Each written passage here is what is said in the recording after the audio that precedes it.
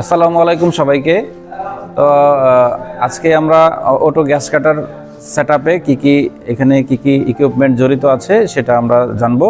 তো আমরা প্রথমত দেখি এখানে আমরা যে চোখের সামনে যেটা দেখতেছি এটা হচ্ছে auto gas cutter. Auto gas cutter কেন বলা হয়েছে? এটা সাধারণত একটা রেল ট্রেকের মতো যে বিষয় থাকে ওটা দিয়ে আসলে এটা চলাচল করানো যায়। আর আমরা এর আগে দেখছিলাম যে হাতে হ্যান্ড গ্যাস কাটার দিয়ে মেটাল কাটা হয়, ওটা নর্মালি ম্যানুয়ালি হাতে কাটতে হয়। আর এটা কি করতে হয়, এটা অটোমেটিক্যালি তার ট্রেক দিয়ে যায়। তো এখন এটার সাথে কি জড়িত আছে, এটা কাটতে গেলে আমরা কি ইকুইপমেন্ট ব্যবহার করব। তার মধ্যে দেখেন একটা অক্সিজেন সিলিন্ডারের সাথে অক্সিজেন রেগুলেটর আছে, হোস পাইপ, হ্যাঁ, এরপর আছে এলপিজি সিলিন্ডারের সাথেও হোস পাইপ যুক্ত আছে।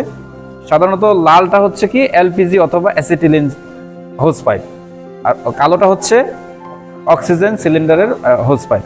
তো এটা দুইটা এখানে এসে একটা চেম্বারের সাথে যুক্ত হয়েছে, অটো গ্যাস কাটারের চেম্বারের সাথে। তো এখানে আবার তিনটা ভালভ আছে।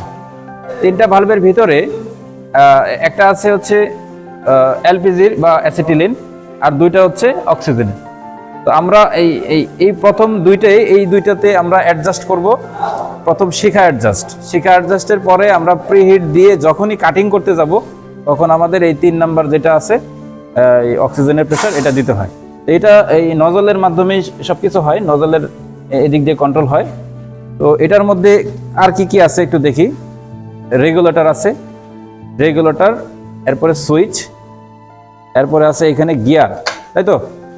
আমরা গিয়ার যখন অফ করব তখন এটা বিচ্ছিন্ন থাকবে। নর্মালি বিচ্ছিন্ন বলতে বোঝাচ্ছি যে এটা আমি হাতে টেনে নিয়ে যেতে পারবো।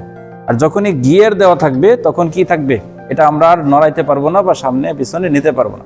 তখন আমাদের রেগুলেটরের স্পিড অনুপাতে আমরা যে সুইচটা দিব, সেই যেদিকে দিব সেই গিয়ারে সেটা আগাবে। বুঝতেছেন? তো এখানে আপাতত এই সেটআপ। আর এখানে যেটা আছে একটা হাতলে, এখানে যেটা কাজ করি সেটা দিয়ে সামনে পিছনে নেওয়া যায়। এটা দিয়ে জব সেটআপের জন্য সামনে পিছনে ইজিলি নেওয়া যায়। আর এখানে একটা আছে যেটা এটা উপর নিচ করা যায়। বিশেষ করে জবটা একটু উপরে অথবা নিচে আপ ডাউনের বিষয়টা থাকে।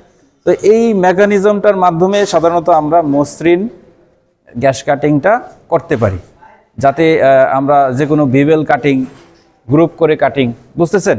এটা আমাদের সামনে প্রয়োজন হবে। তো এটা থেকে আমরা একটা স্পষ্ট ধারণা পেলাম যে এটা দিয়ে খুব সুন্দর একটা মসৃণ কাটিং আমরা পেতে পারি। ঠিক আছে সবাই।